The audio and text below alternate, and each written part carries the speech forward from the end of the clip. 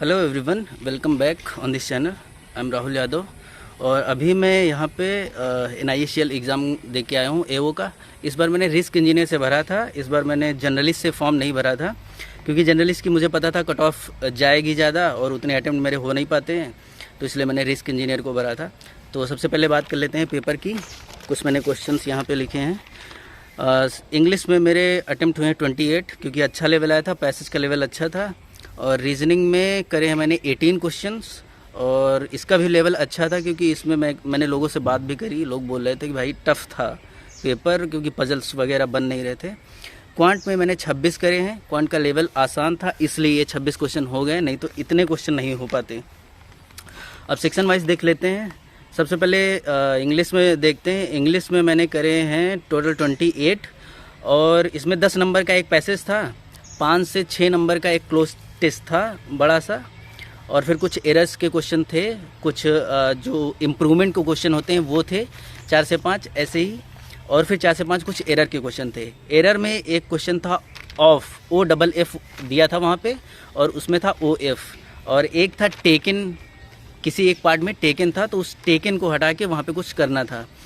और फिर इस तरीके से ये सारे क्वेश्चन हो गए। ज़्यादा मेरे को याद नहीं हो पाए क्वेश्चन क्योंकि इस बार थोड़ा ज़्यादा ही टफ पैसेज वगैरह था तो लास्ट में टाइम मिला नहीं और मैं नोट वोट कर नहीं पाया। और जो पैसेज था उसमें 3 वर्ड जो थे वोकैब के, वो एक था हार्ड, एक लॉट था और एक स्ट्रिक्ट था।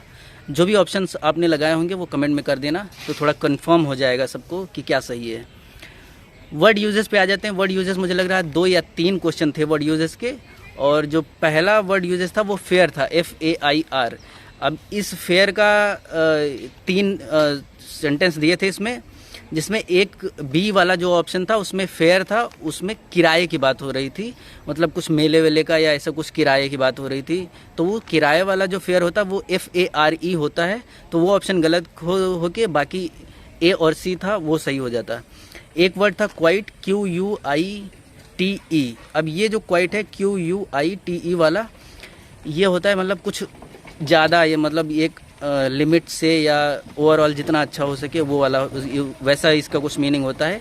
और कुछ लोगों ने इसका मतलब लगाया है कि क्वाइट यानी कि चुपचाप बैठना, और वैसे चुपचाप होके एक क्वेश्चन भी था जिसमें इसका मतलब आ रहा था कि क्वाइट है, तो वो ऑप्शन गलत हो के बाकी जो था इसमें वो सही होता।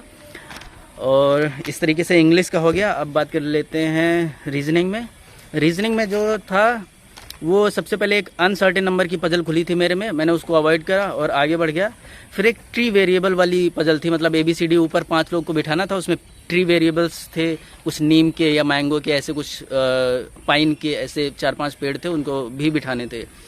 अब ये पजल 2 पॉसिबिलिटी में, 2 या 3 पॉसिबिलिटी में मेरी बनी और थोड़ा टाइम टेकिंग इसमें जो है टाइम मेरे को ज़्यादा लग गया। पहली पॉसिबिलिटी जब बनाई वो गलत हो गई, दूसरी पॉसिबिलिटी जब बनाई वो भी गलत हो गई, लास्ट पॉसिबिलिटी में ये जाके बनी थी। एक क्वेश्चन एज का था, ये मेरे से हुआ नहीं और मैंने करा ही नहीं, ये अटेम्प्ट ही नहीं करा। और बेस ईयर इसमें शायद 2025 था लोग बोल रहे थे। और एक कंपैरिजन पजल था, ये मैंने करा लेकिन इसको मैं नोट नहीं कर पाया, लास्ट में देख ही नहीं पाया। मैम ने तुरंत वो आंसर शीट वगैरह जो भी रफ शीट थी वो ले ली। 6 पर्सन थे कंपैरिजन में और 6 के 6 का कंपैरिजन करना था, ABCD जो भी थे ऊपर से नीचे तक बिठाना था। एक 9 पर्सन की पजल थी, ऊपर से नीचे तक बिठाना था, ये भी मैंने अटेम्प्ट नहीं करी। और 4 से 5 सिलॉग थे। तो रीजनिंग में मैंने क्या बोलते हैं 18 क्वेश्चन ही करें, तो इसलिए ज़्यादा अटेम्प्ट नहीं कर पाया, लेंथी लगी मुझे। अब बात कर लेते हैं मैथ में। मैथ की एक सबसे पहले DI थी जिसमें टोटल दिए थे मेल प्लस फीमेल, उसमें से फीमेल का परसेंटेज दिया था 37.5, फिर ऐसे 15 या ऐसे कुछ परसेंटेज दिया था, वहाँ से फीमेल निकाल के फिर उधर से दोबारा घटा के टोटल में से। तो अब मैथ की बात कर लेते हैं। मैथ में ये DI थी और इसमें मेल फीमेल निकाल के फिर जो भी क्वेश्चन थे वो करने थे और वो हो जा रहे थे, मतलब थोड़े बहुत लेंथी थे 1-2 क्वेश्चन, लेकिन 1-2 आसान भी थे। और मुझे लग रहा है 6 क्वेश्चन तो कम से कम थे ही, क्योंकि मैं कर रहा था क्वेश्चन और ख़त्म ही नहीं हो रहे थे, आगे चले ही जा रहे थे।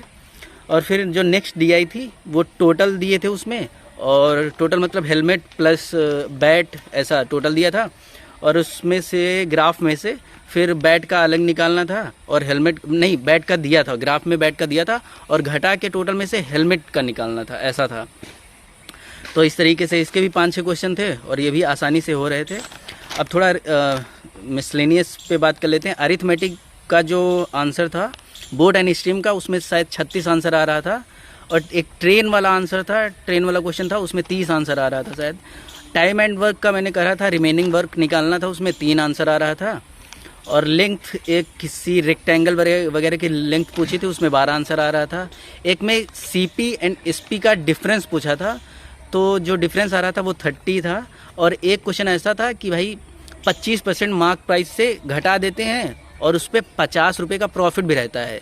तो इस तरीके से जो सीपी, एसपी और एमपी आ जाता था, और फिर उसमें एमपी और सीपी का डिफरेंस दिया था, 64,000 था शायद, तो वहाँ से क्वेश्चन निकाला था। और ये मेरे को लास्ट में जब मैं निकाल रहा था, क्योंकि ये क्वेश्चन लास्ट में करा था, तो इसका एग्जैक्ट आंसर नहीं, लेकिन ये 18,000 के करीब आ रहा था, तो मैंने 18,000 मार दिया। अगर बता देना, अगर किसी का एग्जैक्ट आंसर आया हो तो बता देना कि हाँ भाई ये 18,000 नहीं होगा या फिर 18,000 ही होगा, तो थोड़ा मेरे को अच्छा लगेगा।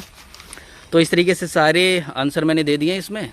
और आप लोगों ने कितना अटेम्प्ट करा है, कैसा गया आपका पेपर, आप लोग कमेंट सेक्शन में बता देना। और मैंने रिस्क इंजीनियर से भरा था, तो रिस्क इंजीनियर की कट ऑफ जो है वो जनरलिस्ट से कम ही जाएगी, तो आई होप कि क्लियर हो जाए। और मैं थोड़ा बेसिक जो अपना सब्जेक्ट्स दिए हैं उसमें कि mechanical, chemical, mechanical, civil, electrical, ये सब, तो ये मैं थोड़ा पढ़ना शुरू कर दूंगा ताकि इसका मेंस थोड़ा अच्छे से दें, अगर क्लियर हो गया तो। लास्ट टाइम मैंने इसका पेपर दिया था, लेकिन उसमें जनरलिस्ट से भरा था, तो उसमें हुआ नहीं था, तो इसलिए मैंने इस बार रिस्क इंजीनियर से भरा है।